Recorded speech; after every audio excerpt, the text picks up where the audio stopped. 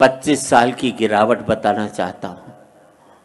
पहले कहीं बाहर जाना होता था तो बाप से पूछने की हिम्मत नहीं होती थी। माँ से कहता था माँ मुझे बाहर जाना, पिताजी से परमिशन दिलाते। माँ परमिशन दिलाती थी तो मैं बाहर जा पाता था। फिर मैं बाप की आज्ञा से बाहर जाने लगा। फिर मैं बाप को बता करके बाहर जाने लगा। फिर मैं बाप को बिगर बताए बाहर जाने लगा।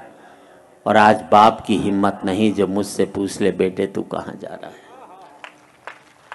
पहले मैं माँ बाप के साथ रहता था, माँ बाप मेरे साथ रहते। फिर हमने बना लिया एक मकान, एक एक कमरा अपने लिए, एक एक कमरा बच्चों के लिए, एक रीडिंग रूम, एक वो बाहर छोटा सा ड्राइंग रूम उन लोगों के लिए जो मेरे आगे हाथ जोड़ते थे, एक वो अंदर बड़ा सा ड्राइंग रूम उन लोगों के लिए जिनके आगे मैं हाथ जोड़ता हूँ। बहुत अच्छा जी, वाह वाह वाह।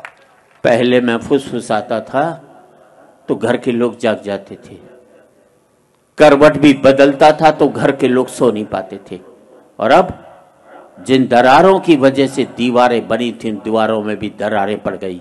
अब मैं चीखता हूं तो बगल के कमरे से ठहाके की आवाज सुनाई देती है और मैं सोच नहीं पाता हूं कि मेरी चीख की वजह से वहां ठहाके लग रहे हैं या उनके ठहाकों की वजह से मैं चीख रहा हूं। क्या बात है, वाह वाह वाह वाह वाह।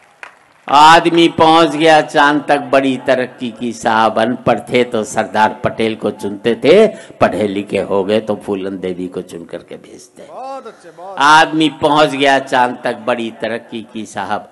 चांद को छूने में घमंड महसूस करते हैं और माँ बाप के पांव छूने में शर्म महसूस करते हैं। आदमी पहुंच गया चांद तक, पहुंचना चाहता है, मंगल तक खोजना चाहता है सूर्य के रहस्य, लेकिन नहीं पहुंचता भाई के दरवाजे तक।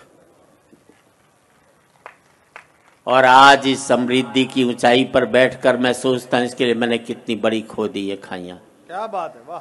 अंतिम पंक्तियां हैं, बात अच्छी लगे तो एक एक व्यक्ति की तालियां चाहूंगा। अब मुझे अपने बाप की बेटी से अपनी बेटी अच्छी लगने लगी है। बहुत अच्छे, वाह जी वाह। अब मुझे अपने बाप की बेटी से अपनी बेटी अच्छी लगने लगी है। मुझे बाप के बेटे से अपना बेटा अच्छा लगने लगा है।